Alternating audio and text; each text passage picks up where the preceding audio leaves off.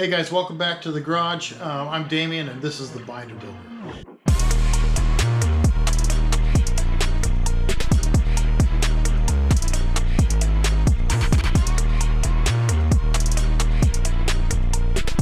You know, I've been watching a couple videos online and I noticed a couple guys do a little intro to the build, and I realized that I had never really done that. I kind of jumped right into the transmission install and just started uploading a few videos here and there about the different things that I've been doing to the bug, but I never really got a video of how I went from building binders, or international scouts for those who know, and building this bug. The short story is, we were out in Utah dropping off our missionary at the MTC there in Provo, and as we came home we circled down through Moab. For a small fee, Bella and I paid to get in a group of side-by-side and tour Hell's Revenge. And boy, we had a great time.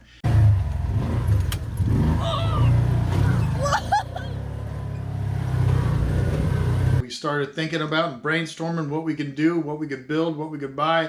And as much of it would be great just to buy, and I see the draw of buying just a side-by-side and being done and just go out and thrash on it until it breaks and then you can fix it up then. I've always loved building stuff and I've always built things. So we started looking for vehicles that we could build that would scratch that itch, so to speak, that we could take out, have a blast, come home, enjoy, and then go back out another weekend or something. Well, I looked initially for scouts. They're pretty few and far between here in Arkansas, and the ones you do find are either completely destroyed and not roadworthy, or they're way too expensive. So how did I land on a Baja Bug? Well, to be honest, as I was searching through the various vehicles I could buy or I could get and acquire and build, there was two big videos that really kind of stood out. The first video was Blake Wilkie. Blake is a guy out in Southern California who loves and has been around Baja Bugs and bugs for his whole life. And he had built this monster Baja Bug, V8 power, probably supercharged or something, and big tires, the whole 9 yards. And he had a video called Urban Assault that he literally had a blast in the San Diego area.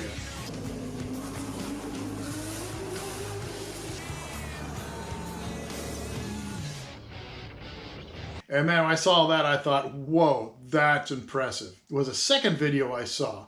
Now, the Terror Crew, they have a Built to Destroy series where they go around and they highlight other people's builds, show them what's being done, show them out on the dunes if they can, or off-road.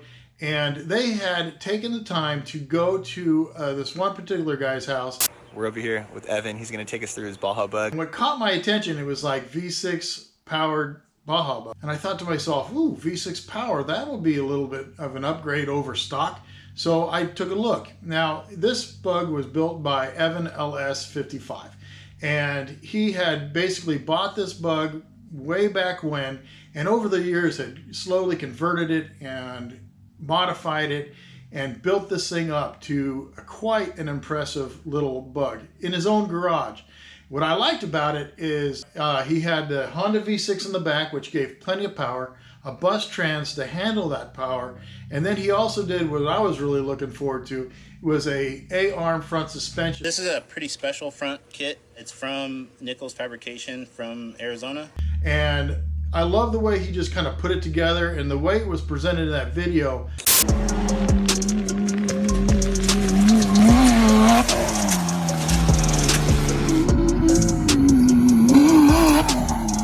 It really spoke to me. I was like, man, I can do that, or I could do something like it. I know that there's as many ways to build a Baja Bug as there are Baja Bugs, and everyone is different.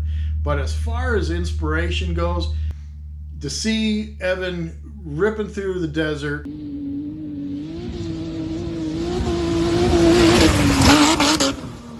or over sand,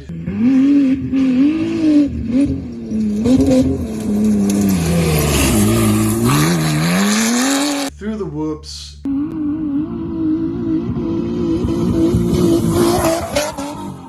even on the straight, I was like, that is what I want to build. And so frankly, I'm I'm going to be copying a lot of his build, to be honest with you. So I started to search. I started looking around. A buddy of mine here in town who is a classic VW fanatic, he's more of the stock variety, but he has a lot of connections. So he and I went to a show up in Eureka Springs. We looked for a good bug that was for sale. On the way back, we saw one that was for sale. The guy wanted $2,000. The problem with it was completely rusted out. The whole pan was just structurally not sound. But he did send me a link to a guy he knew who worked on bugs for kind of like a side hustle. And Charlie had this bug. And I saw it, and it was clean. He had already started working on the body work. He had already replaced the floors because they needed it. But overall, it was a really decent body. So Howard and I went over there to take a look. I brought cash, and sure enough, we were driving home with the bug in tow. But the nice thing is as we were picking it up and I was looking around his shop, I saw a one-piece fiberglass front end up on the wall, and I asked him, "Hey man, how much for that?" And he said, "Make an offer." I made an offer, and he accepted it. And so I came home with not just the Baja Bug, but a one-piece front end. Now you see in the pictures, the Baja Bug actually came with it already converted to a Baja Bug, but I like that one-piece front end style better. So that's how I got the Baja Bug. So that leads us to what are some of the things that I would like to do with my bug. I love big tires. Being from the off-road world, being from the rock crawling world, I always had larger tires on my trucks. I just lifted them enough or modified the suspension or the body work so they fit and looked good. And that's going to be, and a lot of people say that all you need is 31s and stuff like that. More power to you.